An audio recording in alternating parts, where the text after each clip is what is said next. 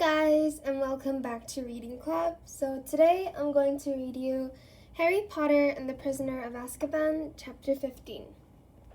Chapter 15, The Quidditch Final. He sent me this, Hermione said, holding out the letter. Harry took it. The parchment was damp, and enormous teardrops had smudged the ink so badly in places that it was very difficult to read. Dear Hermione, we lost. I'm allowed to bring him back to Hogwarts. Execution date to be fixed. Beaky has enjoyed London. I won't forget all the help you gave us. Hagrid. They can't do this, said Harry. They can't. Buckbeak isn't dangerous. Malfoy's dad frightened the committee into it, said Hermione, wiping her eyes. You know what he's like? They're like a bunch of doddery old fools, and they were scared. There'll be an appeal, though. There always is. Only I can't see any hope. Nothing will have changed. Yeah, it will, said Ron fiercely. You won't have to do all the work alone this time, Hermione. I'll help. Oh, Ron! Hermione flung her arms around Ron's neck and broke down completely. Ron, looking quite terrified, patted her very awkwardly on the top of her head. Finally, Hermione drew away. Ron, I'm really sorry about Scabbers, she sobbed. Well, he was old, said Ron, looking thoroughly relieved that she had let go of him. And he was a bit useless. You never know, Mum and Dad might get me an owl now. The safety measures imposed on the students since Black's second break-in made it impossible for Harry, Ron, and Hermione to go and visit Hagrid in the evenings. Their only chance of talking to him was during Care of Magical Creatures lesson. He seemed numb with shock at the verdict. It's not my fault. Got all tongue-tied. They were all sitting there in black robes and I keep dropping me notes and forgetting all the dates you looked up for me, Hermione. And then Lucius Malfoy stood up and said his bit, and the committee just did exactly what he told him. There's still the appeal, said Ron fiercely. Don't give up yet. We're working on it. They were walking back up to the castle with the rest of the class. Ahead, they could see Malfoy, who was walking with Crabbe and Goyle, and kept looking back, laughing derisively. It's no good, Ron, said Hagrid sadly as they reached the castle steps. The committee's in Lucius Malfoy's pockets. I'm just going to make sure the rest of Beaky's time is the happiest he'll ever have. I owe him that. Hagrid turned around and hurried back toward his cabin, his face buried in his handkerchief. Look at him blubber. Malfoy, Crabbe, and Goyle had been standing just inside the castle doors, listening. Have you ever seen anything quite as pathetic, said Malfoy, and he's supposed to be our teacher. Harry and Ron both made furious moves toward Malfoy, but Hermione got there first. Smack. She had slapped Malfoy across the face with all the strength she could muster. Malfoy staggered. Harry, Ron, Crabbe, and Goyle stood flabbergasted as Hermione raised her hand again. Don't you dare call Hagrid pathetic, you foul, you evil...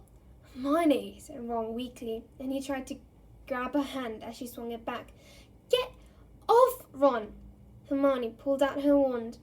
Malfoy stepped backward. Crabbe and Goyle looked at him for instructions, thoroughly bewildered. Come on, Malfoy muttered, and in a moment all three of them had disappeared into the passageway to the dungeons. Hermione! Ron said again, sounding both stunned and impressed. Harry, you'd better beat him in the Quidditch final, Hermione said shrilly. You'd just better had, because I can't stand it if Slytherin wins. We're doing charms, said Ron, still goggling at Hermione. We'd better go.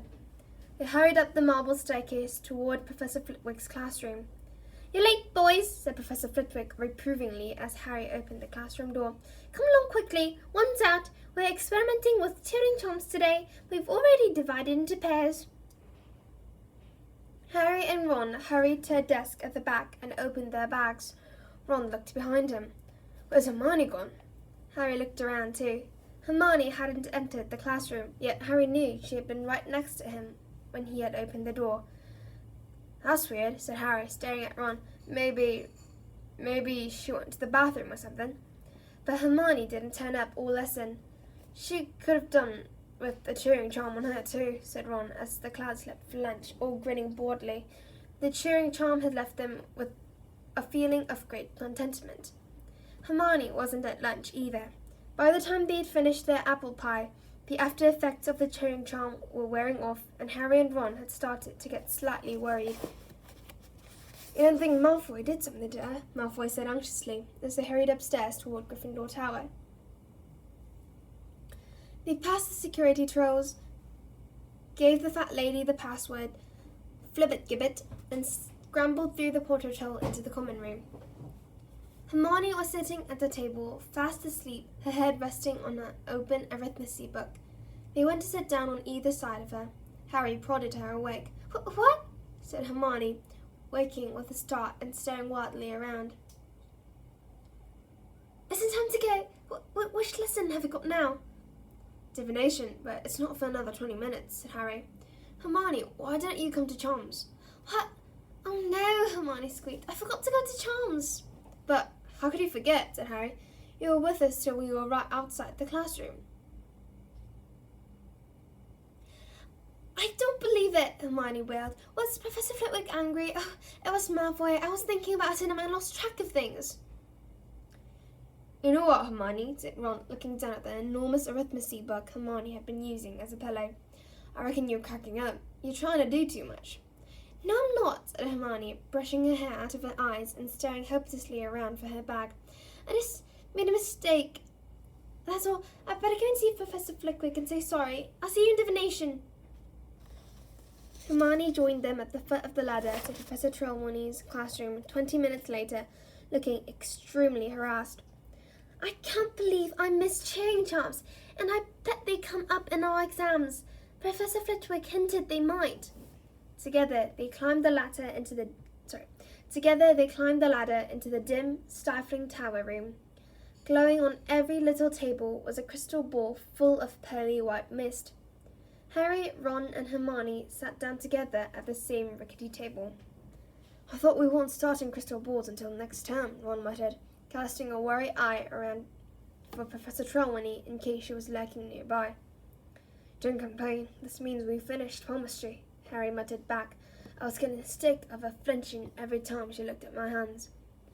"Good day to you," said the familiar, misty voice, and Professor Trelawney made her usual dramatic entrance out of the shadows. Vivati and Lavender quivered with excitement, their faces lit by the milky glow of their crystal ball. "I have decided to introduce the crystal ball a little earlier than I had planned," said Professor Trelawney, sitting with her back to the fire and gazing around. "The Fates have informed me that your examination in June will concern the orb, and I am anxious to give you sufficient practice." Hermione snorted. "Well, honestly, the Fates have informed her. Who sets the exam? She does.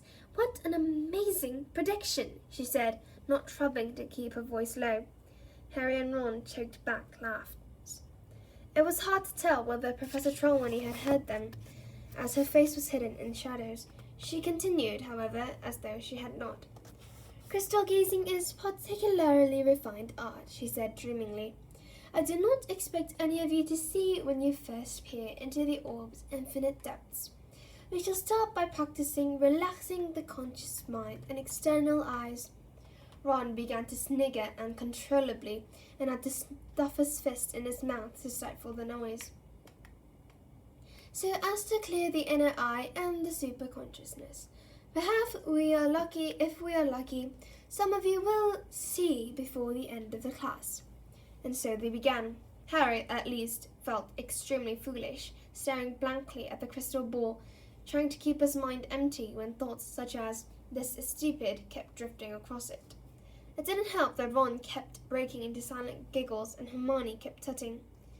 "Seen anything yet?" Harry asked them after a quarter of an hour's quiet crystal gazing. "Ah, there's a burn on this table," said Ron, pointing. "Someone spilled their candle." "This is such a waste of time," Hermione hissed. "I could be practicing something useful. I could be catching up on cheering charms." Professor Trelawney rustled past. "Would anyone like me to help them interpret the shadowy portents within their orb?" she muttered over the clinking of her bangles. I don't need help, Ron whispered. It's obvious what this means. There's going to be loads of fog tonight. Both Harry and Hermione burst out laughing. Now really, said Professor Trelawney as everyone's heads turned in their direction. Parvati and Lavender were looking scandalized. You are disrupting the clairvoyant vibrations. She approached their table and peered into their crystal ball. Harry felt his heart sinking. He was sure he knew what was coming. There's something here, Professor Trelawney whispered, lowering her face to the wall so that it was reflected twice in her huge glasses. Something moving. But what is it? Harry was prepared to bet everything he owned, including his fireball, that it wasn't good news, whatever it was. And sure enough. My dear, Professor Trelawney breathed, gazing up at Harry. It is here, plainer than ever before. My dears, talking toward you, growing ever closer. Oh, for goodness sake, said Hermione loudly. Not that ridiculous grim again. Professor Trelawney raised her enormous eyes to Hermione's face. Parvati whispered something to Lavender, and they both glared at Hermione too. Professor Trelawney stood up, surveying Hermione with unmistakable anger. I am sorry to say that from the moment you have arrived in this class, my dear, it has been apparent that you do not have what the noble art of divination requires. Indeed, I don't remember ever meeting a student whose mind was so hopelessly mundane. There was a moment's silence. Then, Fine, said Hermione suddenly, getting up and cramming and fogging the future back into her bag. Fine, she repeated, swinging the bag over her shoulder and almost knocking Ron off his chair. I give up. I'm leaving. And to the whole class's amazement, Hermione strode over to the trapdoor, kicked it open, and climbed down the ladder out of sight. It took a few minutes for the class to settle down again. Professor Trelawney seemed to have forgotten all about the Grim. She turned abruptly from Harry and Ron's table, breathing rather heavily as she tugged her gauzy shawl more closer to her. Oh, said Lavender suddenly, making everyone start. Oh, Professor Trelawney, I've just remembered. You saw her leaving, didn't you? Didn't you, Professor? Around Easter, one of our members will leave us forever. You said it ages ago, Professor. Professor Trelawney gave her a dewy smile. Yes, my dear, I did indeed know that Miss Granger would be leaving us. One hopes, however, that one might have mistaken the signs. The inner eye can be a burden, you know. Lavender and Parvati looked deeply impressed and moved over so that Professor Trelawney could join their table instead. Some day Hermione's having, eh? Ron muttered to Harry, looking odd. Yeah. Harry glanced into the crystal ball, but saw nothing but swirling white mist. Had Professor Trelawney really seen the Grim again? Would he? The last thing he needed was another near-fatal accident, with the Quidditch final drawing ever nearer. The Easter holidays were not exactly relaxing. The third years had never had so much homework. Neville Longbottom seemed close to a nervous collapse, and he wasn't the only one. Call this a holiday, Seamus Finnegan roared at the comment room one afternoon. The exams are ages away. What are they playing at? But nobody had as much to do as Hermione. Even without divination, she was taking more subjects than anybody else. She was usually last to leave the common room at night, first to arrive at the library the next morning. She had shadows like lupins under her eyes and seemed constantly close to tears. Ron had taken over responsibility for Buckbeak's appeal.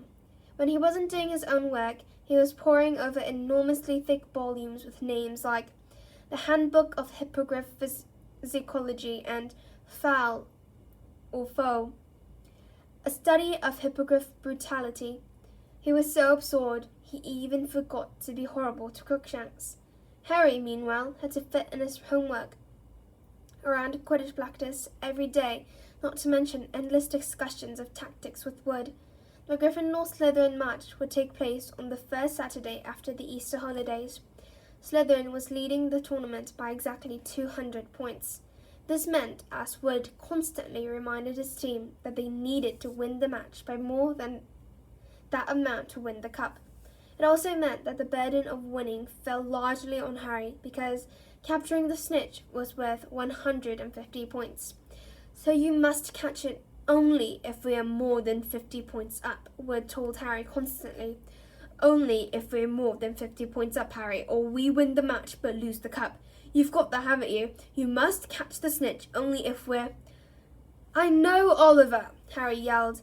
The whole of Gryffindor House was obsessed with the coming match. Gryffindor hadn't won the Quidditch Cup since the legendary Charlie Weasley, Ron's second oldest brother, had been Seeker.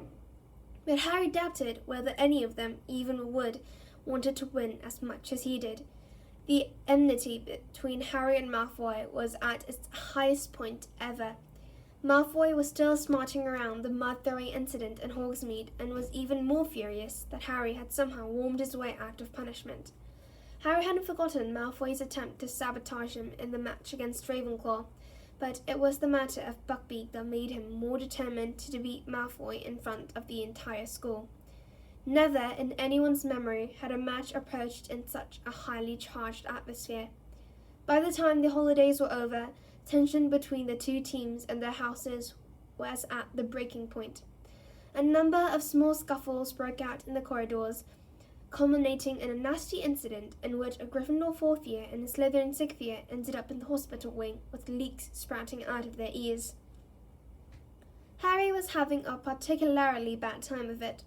He couldn't walk to class without Slytherin sticking out their legs and trying to trip him up. Crabbe and Goyle kept propping up wherever he went and slouching away, looking disappointed when they saw him surrounded by people. Wood had given instructions that Harry should be accompanied everywhere in case the Slytherins tried to put him out of action.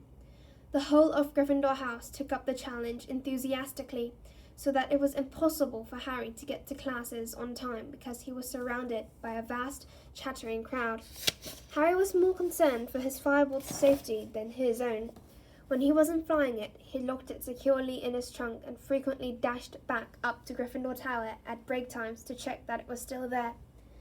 All usual pursuits were abandoned in the Gryffindor common room the night before the match. Even Hermione had put down her books. I can't work, I can't concentrate, she said nervously.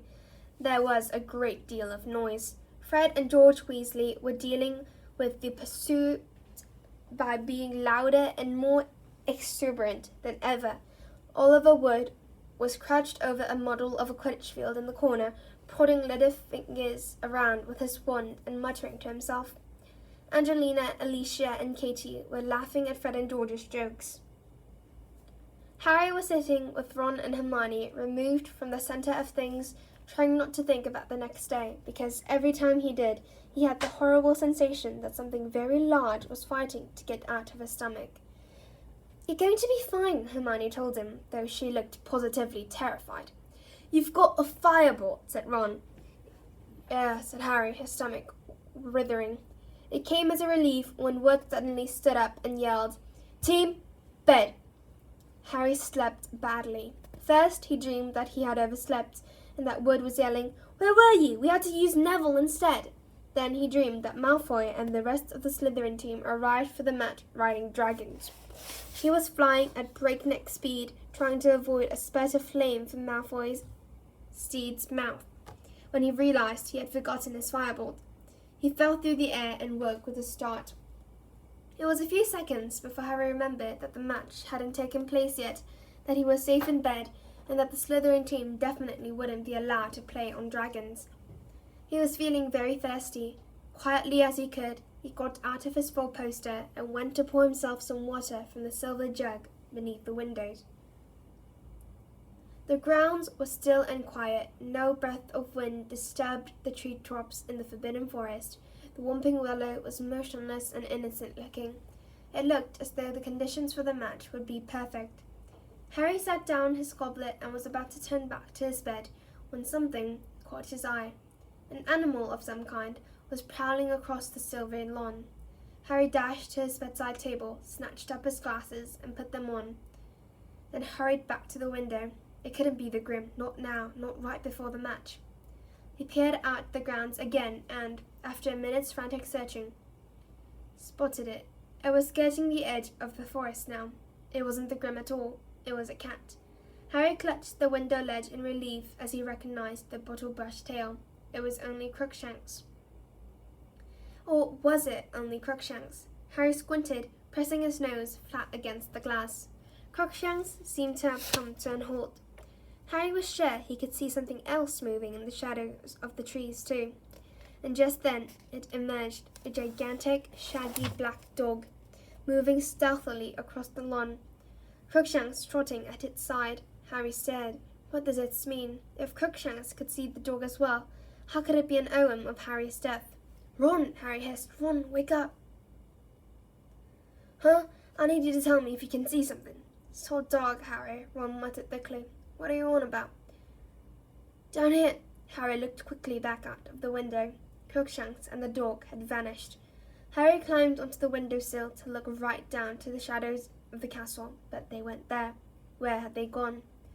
A loud snore told him Ron had fallen asleep again. Harry and the rest of the Gryffindor team entered the Great Hall the next day to enormous applause. Harry couldn't help grinning broadly as he saw that both the Ravenclaw and Hufflepuff tables were applauding them too. The Slytherin table hissed loudly as they passed. Harry noticed that Malfoy looked even paler than usual. Wood spent the whole of breakfast urging his team to eat while touching nothing himself. Then he hurried them off to the field before anyone else had finished, so they could get an idea of the conditions. As they left the Great Hall, everyone applauded again. Good luck, Harry, called Cho. Harry felt himself blushing. Okay, no wind to speak of. Sun's a bit bright. That could impact your vision. Watch out for it. Ground's fairly hard. Good. That'll give us a fast kick-off. Wood paced the field, staring around with the team behind him. Finally, they saw the front doors of the castle open in the distance and the rest of the school piling onto the lawn. Locker rooms, said Wood tersely. None of them spoke as they changed into their scarlet robes. Harry wondered if they were feeling like he was, as though he'd eaten something extremely wiggly for breakfast. In what seemed like no time at all, Wood was saying, Okay, it's time, let's go. He walked out onto the field to a tidal wave of noise. 3 flags with the Gryffindor lion upon them, or brandishing banners with slogans like Go Gryffindor and Lions for the Cup. Behind the Slytherin goalposts, however, 200 people were wearing green. The silver serpent of Slytherin glittered on their flags, and Professor Snape sat in the very front row, wearing green like everyone else, and a very grim smile. And here are the Gryffindors, yelled Lee Jordan, who was acting as commentator as usual. Potter, Bell, Johnson, Spinnet, Weasley, and Wood. Widely acknowledged as the best team Hogwarts has seen in a good few years. Lee's comments were drowned by a tide of boos from the Slytherin end. And here comes the Slytherin team led by Captain Flint. He's made some changes in the lineup and seems to be going for size rather than skill. More boos from the Slytherin crowd. Harry, however, thought Lee had a point. Malfoy was easily the smallest person on the Slytherin team. The rest of them were enormous. Captains, shake hands, said Madame Hooch. Flint and Wood approached each other and grasped each other's hands very tightly. It looked as though they were each trying to break the other's fingers. Mount your brooms, said Madame Hooch. 3, 2, 1. The sound of her whistle was lost in the roar from the crowd as 14 brooms rose into the air. Harry felt his hair fly back off his forehead.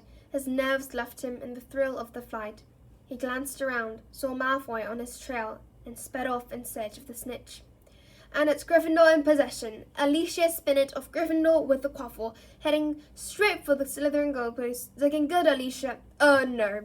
Quaffle intercepted by Warrington. Warrington of Slytherin tearing up the field. Wham! Nice bludger work there by George Weasley.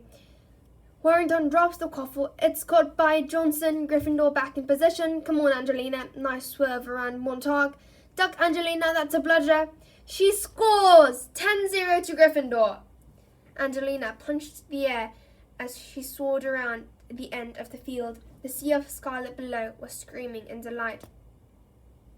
Angelina was nearly thrown from her broom as Marcus Flint went smashing into her. Sorry, said Flint as the crowd below booed. Sorry, didn't see her. A moment later, Fred Weasley chucked his club at the back of Flint's head. Flint's nose smashed into the handle of his broom and began to bleed. That will do, shrieked Madame Hooch, zooming between them. Penalty shot to Gryffindor for an unproved attack on their chaser. Penalty shot to Slytherin for deliberate damage to their chaser. Come off it, miss, howled Fred, but Madame Hooch blew her whistle and Alicia flew forward to take the penalty. Come on, Alicia, yelled Lee into the silence that had descended on the crowd. Yes, she's beaten the keeper. 20-0 to Gryffindor. Harry turned the firebolt sharply to watch Flint, still bleeding freely, fly forward to take the Slytherin penalty.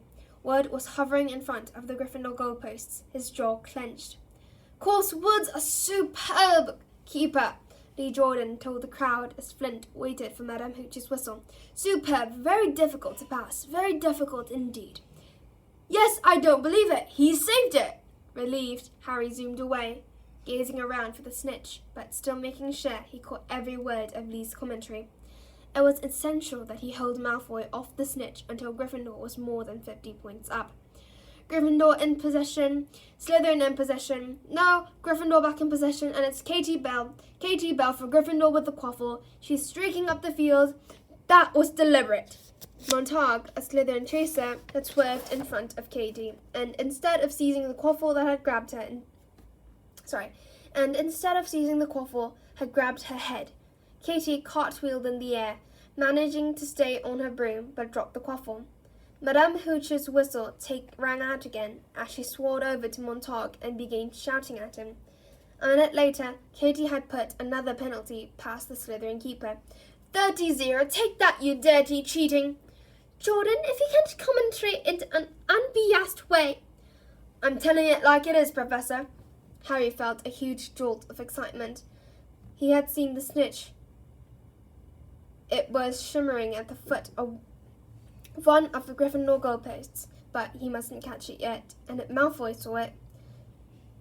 Faking a look of sudden concentration, Harry pulled his firebolt around and sped off toward the Slytherin end. It worked. Malfoy went hurrying after him, clearly thinking Harry had seen the snitch there. Whoosh! One of the bludgers came streaking past Harry's right ear, hit by the gigantic Slytherin beater, Derek, then again. Whoosh! The second bludger grazed Harry's elbow. The other beater, Bull, was closing in. Harry had a fleeting glimpse of Bull and Derek zooming toward him, clubs raised. He turned the firebolt upward at the last second, and Bull and Derek collided with a sickening crunch. Ha-ha! Yelled Lee Jordan as the Slytherin beaters lurched away from each other, clutching their heads. Too bad, boys. You'll need to get up earlier than that to beat a firebolt. And it's Gryffindor in possession again as Johnson takes the quaffle. Flint alongside her. Poke him in the eye, Angelina. It was a joke, Professor. It was a joke. Oh no. Flint in possession. Flint flying toward the Gryffindor goalposts. Come on now, Wood. Save! But Flint had scored. There was an eruption of cheers from the Slytherin end, and Lee swore so badly that Professor McGonagall tried to tug the magical megaphone away from him. Sorry, Professor, sorry. Won't happen again. So Gryffindor in the lead, 30 points to 10. And Gryffindor in possession. It was turning into the dirtiest game Harry had ever played in. Enraged that Gryffindor had taken such an early lead, the Slytherins were rapidly resorting to any means to take the quaffle. Bull hit Alisa with his club and tried to say he thought she was a bludger. George Weasley elbowed Bull in the face in retaliation. Madame Hooch awarded both teams penalties, and Wood pulled off another spectacular save, making the score 40-10 to Gryffindor. The snitch had disappeared again. Malfoy was still keeping close to Harry as he soared over the match, looking over for it, once Gryffindor was 50 points ahead. Katie scored 50-10. Fred and George Weasley were swooping around her, clubs raised, in case any of the Slytherins were thinking of revenge. Bull and Derek took advantage of Fred and George's absence to aim both bludgers at Wood.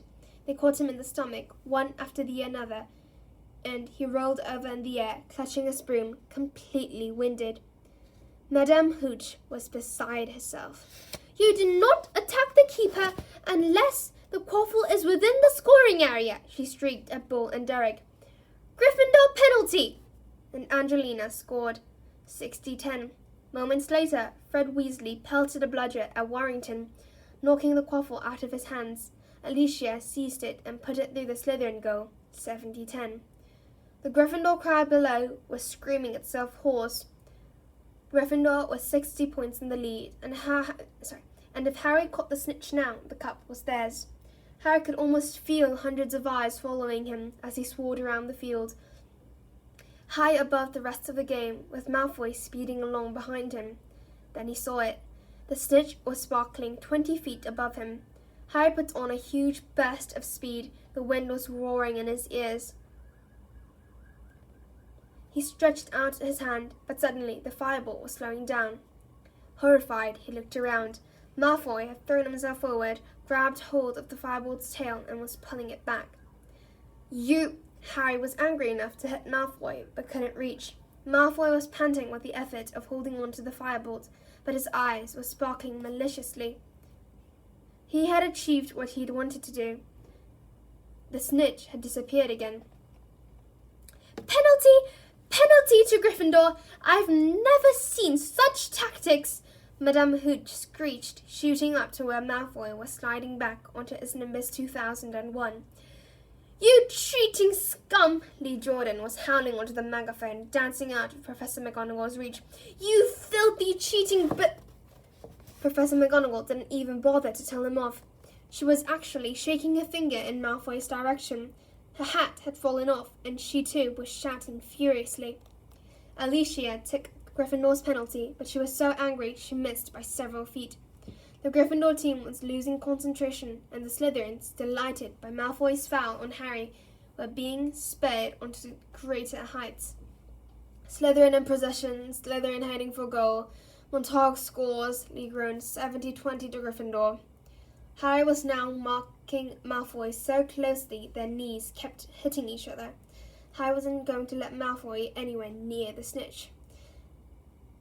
"Get out of it, Potter!" Malfoy yelled in frustration as he tried to turn and found Harry blocking him. "Angelina Johnson gets the quaffle for Gryffindor. Come on, Angelina, come on!" Harry looked around. Every single Slytherin player, apart from Malfoy, was streaking up the pitch toward Angelina, including the Slytherin keeper. They were all going to block her. Harry wheeled the firebolt around, bent so low he was lying flat along the handle, and kicked it forward. "Ah!" They scattered as the firebolt zoomed towards them. Angelina's way was clear. She scores! She scores! Gryffindor leads by 80 points to 20. Harry, who had almost pelted headlong into the stands, skidded to a halt in midair, reversed, and zoomed back into the middle of the field. And then he saw something to make his heart stand still. Malfoy was diving, a look of triumph on his face. There, a few feet above the grass below, was a tiny golden glimmer. Harry urged the firebolt downward, but Malfoy was miles ahead. "Go, go, go!" Harry urged his broom. He was gaining on Malfoy. Harry flattened himself to the broom handle as Paul sent a bludger at him. He was at Malfoy's ankles. He was level. Harry threw himself forward, taking both hands off his broom. He knocked Malfoy's arm out of the way and... "Yes!" He pulled out of his dive, his hand in the air, and the stadium exploded.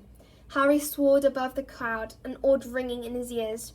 The tiny golden ball was held tight in his fist, beating its wings hopelessly against his fingers. Then Wood was speeding toward him, half blinded by tears.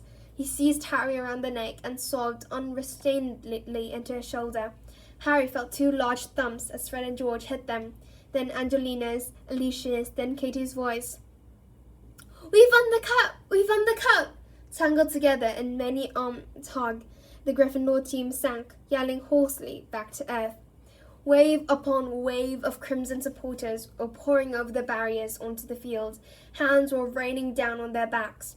Harry had a confused impression of noise and bodies pressing in on him. Then he and the rest of the team were hoisted onto the shoulders of the crowd. Thrust into the light, he saw Hagrid plastered with crimson roosters. "You beat him, Harry, you beat him! Wait till I take Buckbeak!"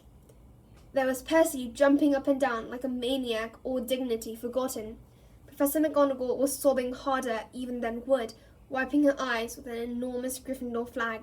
And there, fighting their way toward Harry, were Ron and Hermione. Words failed them.